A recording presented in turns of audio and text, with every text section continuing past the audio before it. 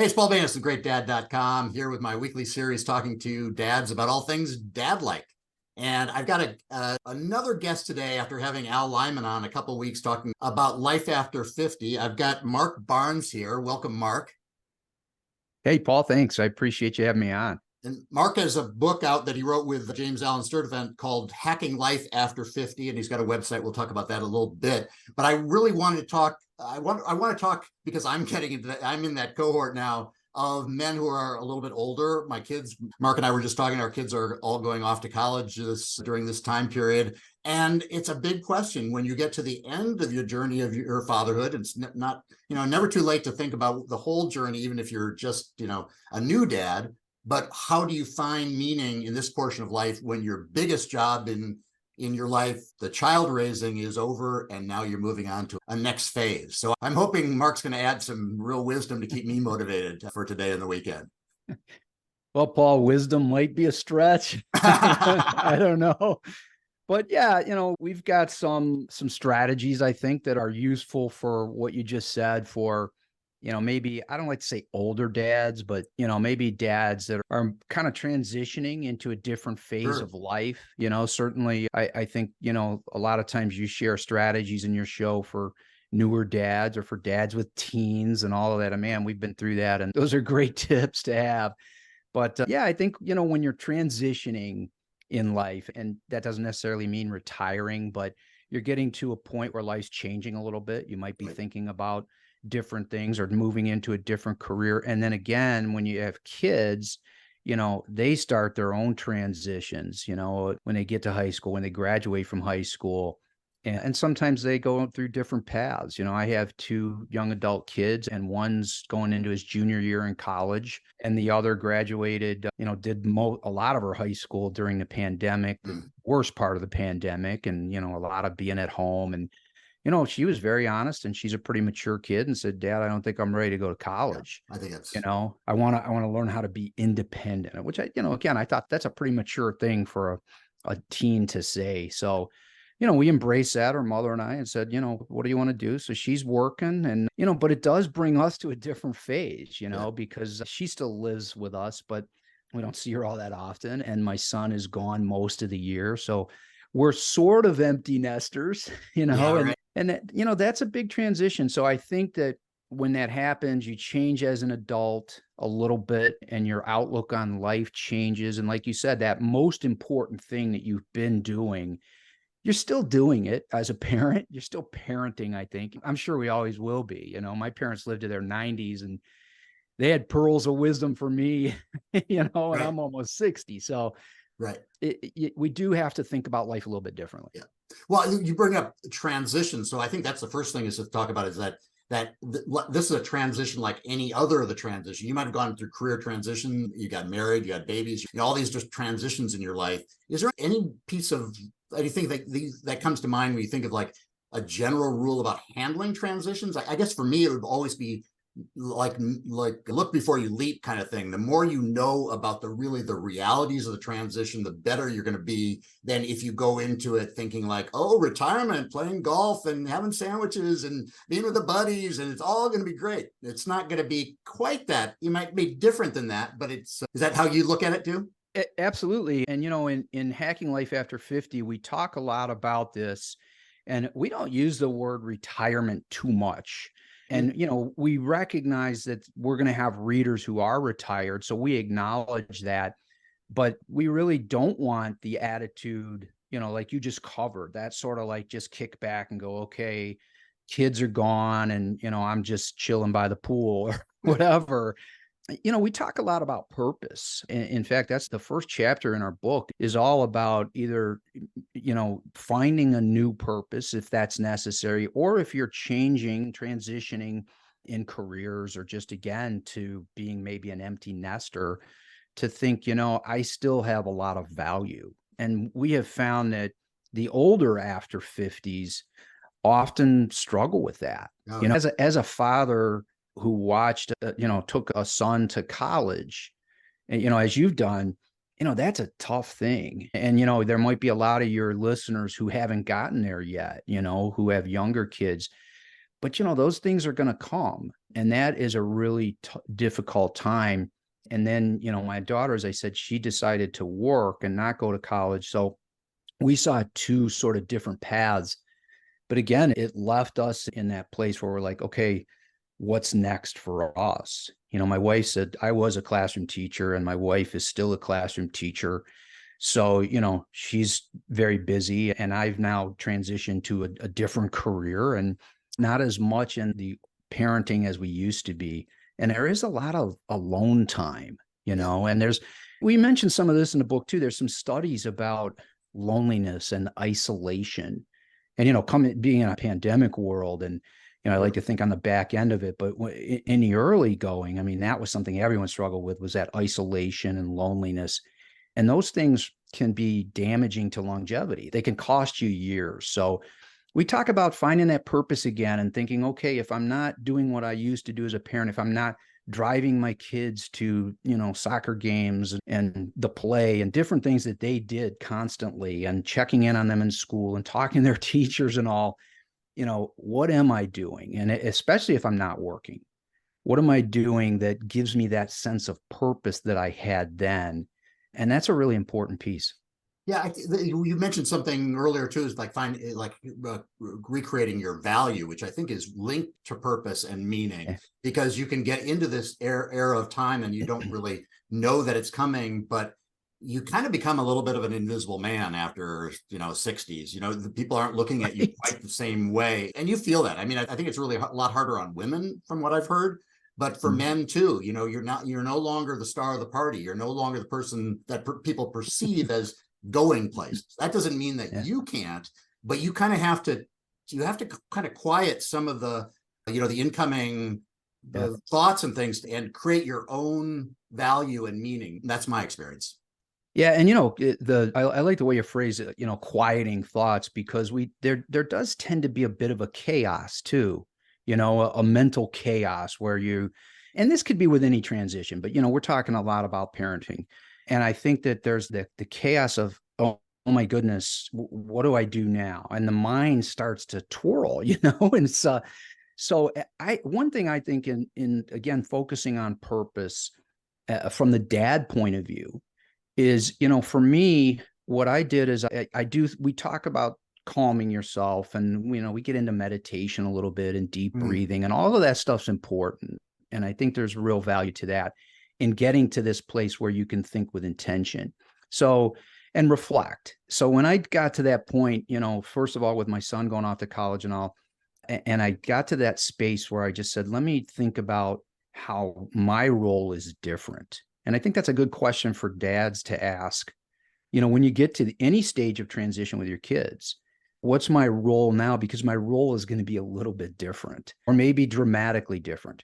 So like for me, I certainly didn't feel like I had no role, but I think that's a risk we talked about. That's a little bit of a risk to say, okay, I'm not a dad anymore.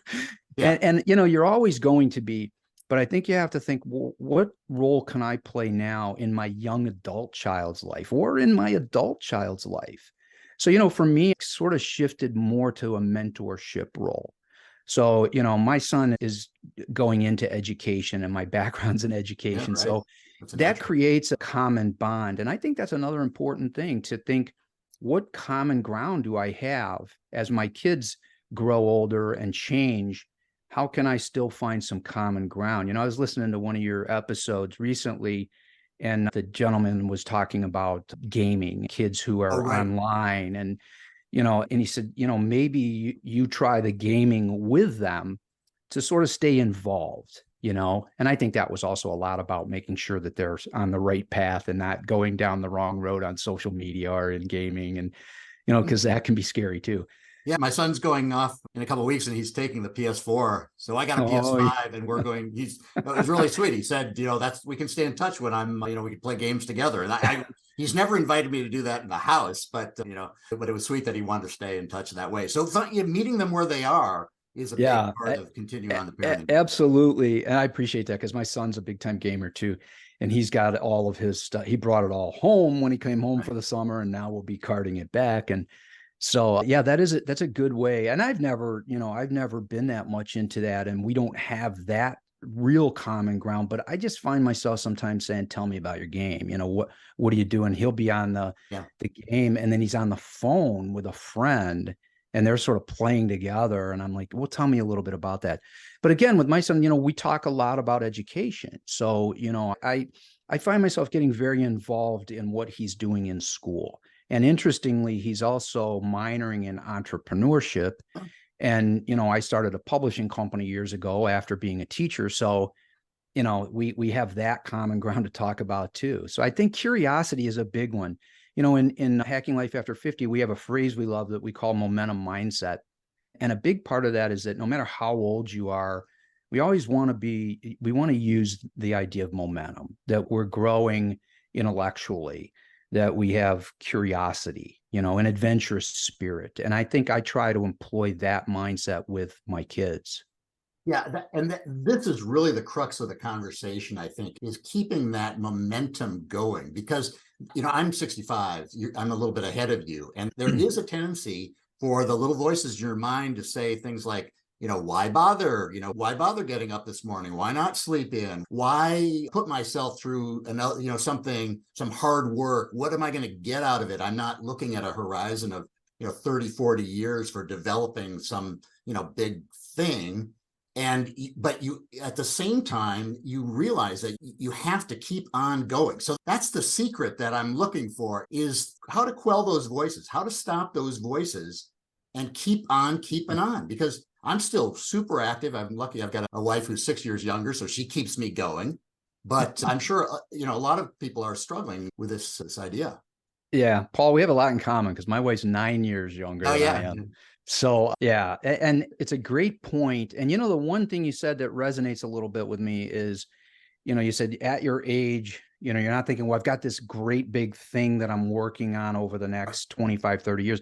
One thing I would say is, you might, though. That's the other thing. And that's the whole thing with purpose and with momentum mindset, is we promote the idea that we're not finished. There's really, until you take the last breath, we like to say we're really not finished. And that is what I tell people who get that, what's next. And that's a big thing that we cover in Hacking Life After 50, is we recognize that as a problem right away, that as people get older, as parents, kids grow up, and we lose that sense of I'm their sole adult, their go-to, I'm their go-to, we sort of lose that sense.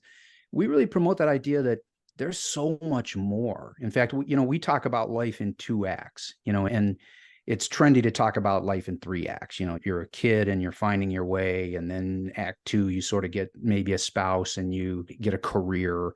And then act 3, you're retired and you move to Florida. So, we don't do that. We say that we use 50 as our barometer. So we say act 1 is everything ahead of 50. And it does include all of those things I just mentioned, except moving to Florida. And act 2, which we also, if you want to go to Florida, great. But act 2, we say, is it can still be the better part. There's so much to live for. And we have so many experiences, as someone our age, you think of the things that we've done and, the education, and that doesn't have to be formal in-school education. No, it's just experience. It's experience and it's learning. And in today's world, there's so much knowledge at our fingertips. So, you can find something new. I taught for 23 years at the middle school and high school level.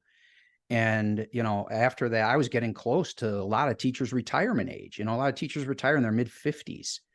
And I was getting to that point, and I left the classroom to start something completely new. And there was a lot of risk there and a lot of anxiety. But I'll tell you, that really helps with that momentum, that curiosity. And we talk about risk. Don't be afraid to take a chance. Don't get to that point where you say, well, I'm X age and I'm old now and my kids are gone and they don't need me anymore, so I don't have to do anything. That's the worst inner critic voice that you can hear during the day. And believe me, I hear it. And I'm not going to pretend that it doesn't exist. But that little voice that says, you're old, you can't do that anymore. You're old. And you just can't live with that mindset. It's really just, it sounds so easy, but it's not. Well, there's a story there's a lot of stories in Hacking Life After 50, but one of my favorite stories is when we talk about just this topic about mindset and where we are and how as we get older, we tend to sometimes think I'm finished. We tell a story about a guy that I know who was 70 years old and was fit and retired, but, really enjoying life, getting to the gym, all that stuff. And right when the pandemic started, when things are bad for everybody, he got cancer. Ugh. And, so right away, you talk about that mindset of it's easy to say, I'm done. I mean, he's 70, his kids are, in their 30s. Right. And, so he's like, okay, what else is there for me? Maybe this is just my time. And, he went through all of the therapies and the chemo and everything like that. And fortunately, he got a pretty good recovery and diagnosis and prognosis that the doctor said, right now in the short term, it looks like you've beat this and you can keep going. And, what the story he told me was he said, I was at that point where I was saying, I'm just done. I don't have it anymore. Yeah. And because he had sort of peaked with getting to a place where he was in such great shape, and, he had beat type 2 diabetes and, he was just, living large. And then suddenly you hit that wall with something like as bad as cancer. And he said, he had to get to a point where he said, you know what? The doctors say I have time left. Why am I wallowing? And that was his key, is he said, I'm wallowing. And it was that constant, that you talked about, the negative talk, the self-talk, where you're telling yourself there's nothing left. And he said, one day I said, there's plenty left. Yeah. It's, get up off the floor, keep going. And he's, after 2 years off, went back to the gym, got a personal trainer. And he said, it was more incremental. He said, it took time to get back, but here he is now, a year plus after the doctor telling him, he was in good shape. And he said, I'm back to the weight I was, I'm back to being in great shape. And the key was also getting intellectual curiosity back. He said, I had gotten to a point where I sat around and did nothing. And he said, now, I read every day. He's into model cars and tracks, and he builds. And, he said, those are the keys. A mindset is the key. I think that's a big part of this conversation, is your mindset means so much. And he said, I had the mindset of life's over, and I had to pick myself up and say, you know what, I'm 70. And again, our goal is, we say we want to get to a healthy 100. Right. And that's where he was. He Possible, said, yeah. So he said, you know what? I've got 30 years maybe. Yeah. So why am I going to sit around and say I got nothing left? Yeah. And well, back to what you were saying about Florida as a metaphor. I mean, Florida as a retirement, right. retirement place. We could talk about the merits of that, but I think, I do think it's really dangerous for people who had that old fashioned idea that you go down to Sun City, wherever Sun City is, and you lie around, because you can do that for a little while. After you retire, you get your pocket watch and everything. You can go and lie in a beach chair. But if you allow that to happen for a long period of time, you really decay fast. Back in the day, you were going to die at 72 anyway. So why not just rest and recover, because you probably felt like crap. But nowadays you're active. You cannot get into that let's do nothing mindset. Whatever it is that is keeping you active, reading books, doing other activities, starting a new project, starting a new career, that's what you need to do. Yeah. And, we have to set goals, and I think, goal setting is something that there's been tons of books written about. And, I think most people have heard about, the SMART plan, specific, measurable, all of that stuff with the goals. And that's important. But I think when we get to after 50s life, we tend to forget all about that. And it's like, well, again, what's my goal? It's to sit around. How much time do I really have left? What would I set a goal for? But we talk a lot about this in Hacking Life After 50 and say, you can start with the negative. Think of a list of things that you'd like to see change. And they can be super simple. It doesn't have to be a giant weight goal or, I want to run a marathon, but if that's your goal, great. But ultimately, set some goals that you can see, that are in sight, that don't look like they're 20 or 30 years away, and work toward those goals in small steps. Because that's a real important part about that, again, purpose. Why do I get out of bed in the morning? And again, bring it right back to parenthood. I think that we have to continue to have goals as fathers, no matter how old our kids are. Hmm. You know, I mean, we talked in the early part of the conversation about the paths our kids are taking. And, you know, my son's got 2 years of college left. So, you know, there's going to be those 2-year goals we're going to talk about. And then, you know, already when he gets finished, what's next? And he's going to get into a career. And if he winds up being a teacher, well, we've got a whole lot to talk about. Right. So when I think about goals, I think, well, I want to help my son be the most successful educator he can be based on my own experiences. So I think those are really important things to think about. And also at this stage of life, those goals can be really personal to you, whereas before a lot of them were tailored to your job. And, you know, quite often we were led to do things out of expectations, but now we're, you know, if you're financially a little bit secure, you can start deciding what you want to do. I run a group of men 55 plus with this exact topic, trying to find meaning. And we had a meeting just 2 weeks ago, and it was just about travel. So it was about travel plans. And one of the biggest things in discussing travel post 50, 55, 60 is go where you want to go. Don't go where everybody says you should go. And that pertains to everything about this time period. Is don't let what everybody says lead you to go away from what your goals are, your dreams. Yeah, you know, my wife and I talk a lot about what we want to do when she's finished. And, you know, again, she's younger than I am, so she's got a few more years that she's going to continue to work, but we're already looking ahead. And that's that mindset again of momentum. You know, a part of that is looking ahead and believing that something is next. So, you know, she might work another 6, 7, 8 years, but we're already saying, what do we want to do then? You know, I think we're set where we live. We're not going to maybe move somewhere, but we said, you know, hey, it gets pretty cold here in Northeast Ohio, and I don't like the cold. So I said, you know, let's plan some trips. Let's find some places to go. And we find ourselves already doing that exploration, you know, and even though it's years down the road, it's fun to do. It gives you a sense, a purpose, again, something I want to do. And you might say, well, that's just vacationing, but it isn't. We look at it as exploration. Yeah. You know, I said, there's so many places I haven't been. You know, people talk about going to overseas and other continents and whatever. And there's a lot of the United States we haven't seen. And I said, Sure. think of all the places we can go that we can explore and we can learn about. And you discuss, it's like a discovery journey. You learn a lot about yourself still, and you have so much more. You Yeah, know, go to every national park, get that golden pass, and go to every national park, and they never disappoint. But again, see, we're like-minded, but yeah, because that's my part of this too is I'd love to hear what your feelings about like reigniting your relationship too. What do you think of that? How do you do that after you play these yeah. different roles and then the kids are gone? Now you are at a different phase of your relationship, because that's a key part of doing well during this time period too, right?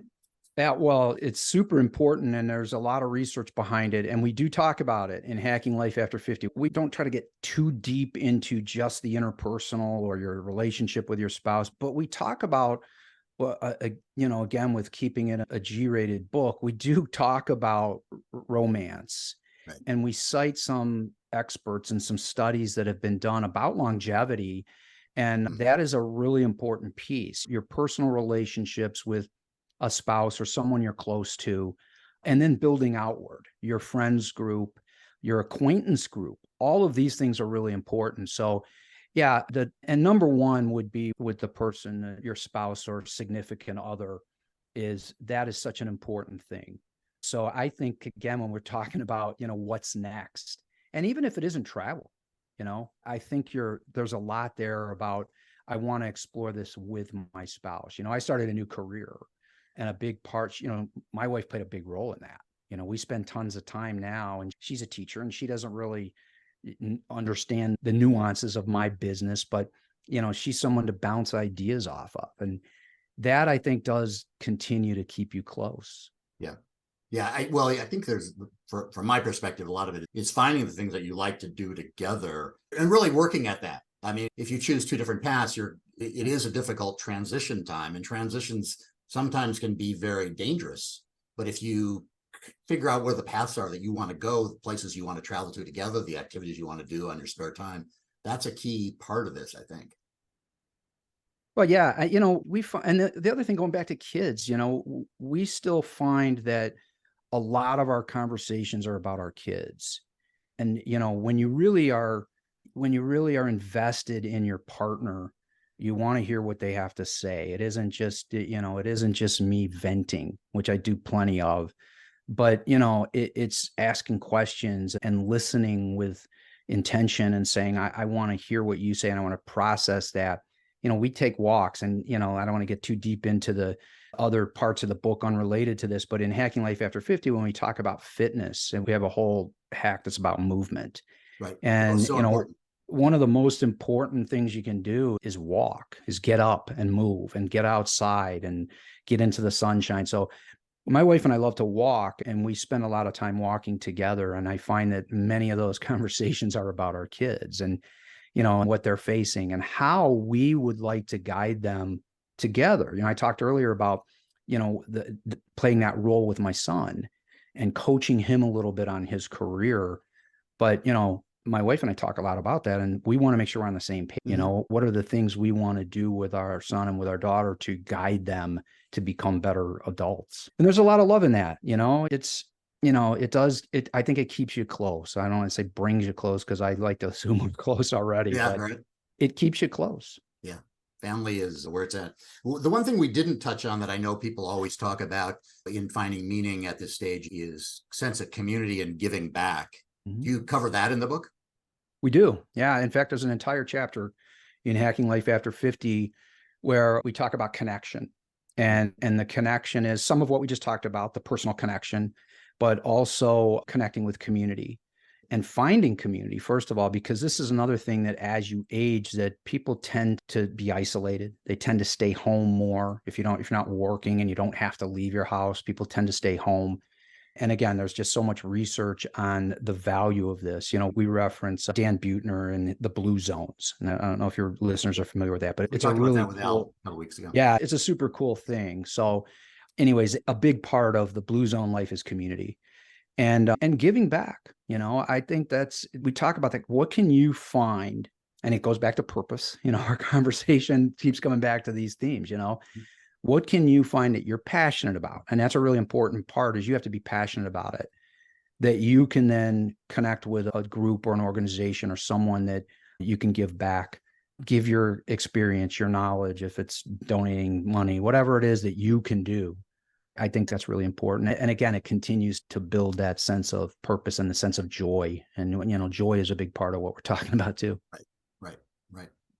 Very good. So you also have a website, after50slife.com. Are there resources on that as well as in the book, or is it a different angle? Yeah, well, that's a site, that's a page on the publishing site, but it's about the book. It has links to me and to Jim, my co-author. There's at least one video, and we're going to continue to add videos.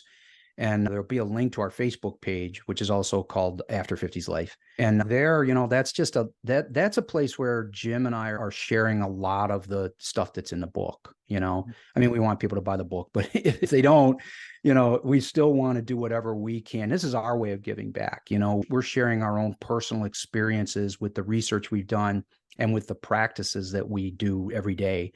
So we have all kinds of things on there. There's videos of us out walking and talking and just saying, hey, try this, try that. So that's another good resource. Yeah, I love that as part of the book. It doesn't have things you can try. Like you emphasize a lot like trying new things, right?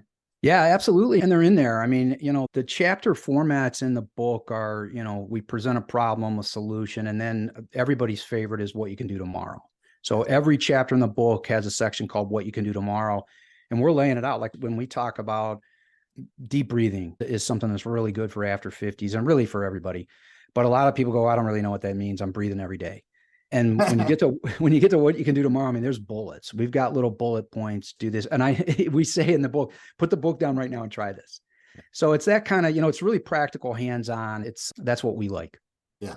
I love that. You and I both are Midwesterners. I'm originally from Minnesota. And I think one of the things about Midwesterners, we're usually kind of cynical about this stuff. I live in California now, so I'm like, woo. But my feeling toward a lot of this before I became a coach 3 years ago was, I have no use for any of this. And then I started digging into the science behind a lot of the things that you're talking about, whether it's, whether it's meditation or deep breathing, movement, gratitude practice. There are a lot of these things that maybe they sound a little bit woo-hoo, especially for people of our generation, but the science now is really showing how they can rewire their brain and change your perspective. And the data is really conclusive. It's really an amazing time. Paul, if you and I lived close together, we'd be hanging out because it's amazing to me how like-minded we are. Because what you said, I have said almost verbatim in many interviews that I've done. And I was exactly that person. And that's one of the things I like to share is because, people are skeptical about stuff, and I say, I'm very transparent in saying I was that guy. I was the guy who said, meditation, that's for other people. That's not for me. And I don't, I can't waste my time sitting around. I got things to do, deep breathing. And, I used to hate fruits and vegetables. And I'm like, I don't need that. And, whatever. That's a bunch of hooey that people say you have to have it. And then I became a convert, and there's stories in the book about how we got to that I won't get into right now. But, it was a transition period for me. And ironically, it happened right about the age of 50. And I became very interested in health and fitness and living a long life. And that's when the research really began. And meditation is a part of every day for me. And we talk about how to make it a routine because it's hard. It's not something that you could just say, okay, I'm just going to sit down and close my eyes. There's more to it than that. And, and it's not the easiest thing in the world, but it's easy to start and to try. And if you do it incrementally, it becomes habitual. Yeah, I think that was part of, I think that this age time is it things, you have a different type of perspective and maybe more open to things that could get you back to feeling like you're 30 again. So I'm looking at the suicide statistics. It's interesting to me. I mean, suicide is a huge factor or a huge piece of data or huge risk factor in America today, with men and women being about 50%, but 80% of those suicides are by men. Interestingly enough, the group 65 to 74 has one of the lowest suicide rates, because I think it's in this period of time when people are feeling, maybe they feel a little bit more liberated and their health is usually still pretty good. Hopefully they've got a little bit of money in the bank and are able to enjoy. And then it starts dropping off as you get older, as I think health problems are probably the biggest thing, coupled with that loneliness. So if you can kind of set the stage probably now in your 50s, 60s for staying in shape, keeping the community alive, staying curious, the health factors aside, you're going to go into that older cohort in a better shape. And I think the important point there too is that, when you said we don't want to wait until that time, we don't want to assume, okay, well, I'll get to 65 and that cohort is better off. Right. No. And that's why I always say that hacking life after 50 isn't just for people 50 and older. I talk a lot about how one of the things we promote too is sharing our experiences with younger people. And, we're talking about as dads, and there's been a lot of this conversation about, sharing with your kids and coaching them. And, I talk to my kids a lot about the things that are written in the book, about living a healthy lifestyle. And I say, you don't want to wait. Don't wait until you're 50 or in your 40s or whatever, because kids tend to feel invincible, and for those groups in the higher risk of suicide range, all the stuff we're talking about, if you dive into it, I think you cut your risk of that quite a bit. You're going to feel better, if you're healthy. Health is so important, and younger people, I think, tend to underrate that. The power of sleep, the power of a peaceful mind, having the right mindset every day, getting up with a purpose, thinking, people need me. That's a big one too. And, you've got something to offer no matter what, anybody listening, no matter what you think, you've got something to offer to someone and people need you. And I think that's an important thing to think about. Yeah. Well, that's really good note to end on is, your book could have been Hacking Life After 30, because a lot of these same things, if you start earlier, and it's not like giving up stuff. Don't think about like changing your habits as giving up stuff. It's developing new habits, like developing the habits of eating fruits and vegetables. It doesn't have to be, oh God, now I have to eat fruits and vegetables because I'm over 50. Start at age 25 or 30, you create a path that's far better. So Mark, it's really been a pleasure meeting you and talking about this book. The book is Hacking Life After 50. And you can find, I don't know, maybe it's easier just look, remember Hacking Life After 50 since you mentioned it a couple times versus the website, but that is after50slife.com. So Mark Barnes, thank you very much for taking time to talk with me today. Paul, it's been a great pleasure. I've really enjoyed it. I enjoy your show. Thanks for everything you're doing. Okay. Paul Bannis at GreatDad.com. Until next time, keep on being the best dad you can. Stay with those kiddies.